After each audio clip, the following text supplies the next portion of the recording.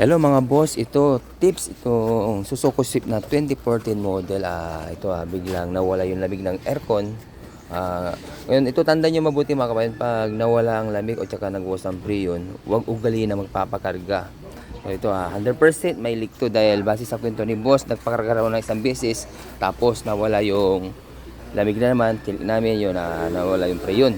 Kaya ang ginawa namin, general na. Yung ibig sabihin ng general, binaba namin yung compressor, condenser, saka evaporator. Ayan o. Ayan. Ayan mga kababayan, ano mo yan? Yan, nakikita nyo yan mga kababayan o. Oh. Yan, ang leak niya o. Ilan yan o? Dalawa. O sa Suzuki Swift to mga kababayan ha. Oh, imagine pag ganyan nagpakarga ka, lalamig, mawawala rin. Ano pa, sayang yung pagpapakarga ng period. Tapos ang masakla, may tendency masira si compressor natin mga kababayan. Kaya yan, ito rin, i-condition natin yung kay idol natin. Ayun o, ito. Hello, idol.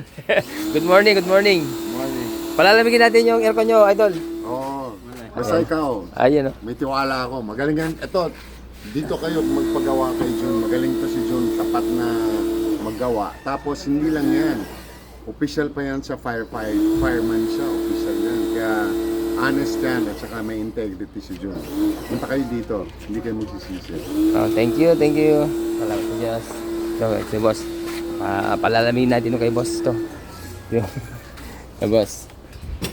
Okay. At saka ito pa. Ito pala. Yung may mga ganitong issue Ito Toyota Camry. Anong year model to boss? Year model 2020.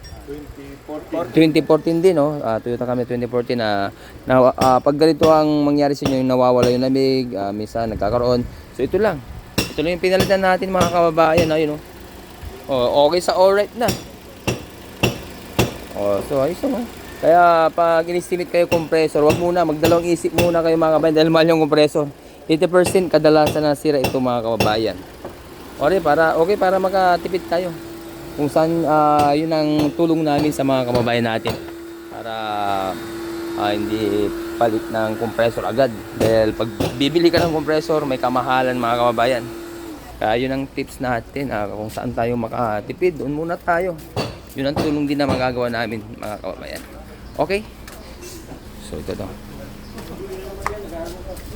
Okay, dito yung new location namin mga kababayan dito tayo matatagpuan sa 4030 General Malvar Street, Bangkal, Makati City. Sa mga gustong magpaayos dyan ng car, aircon at saka auto electrical, so welcome po kayo dito guys.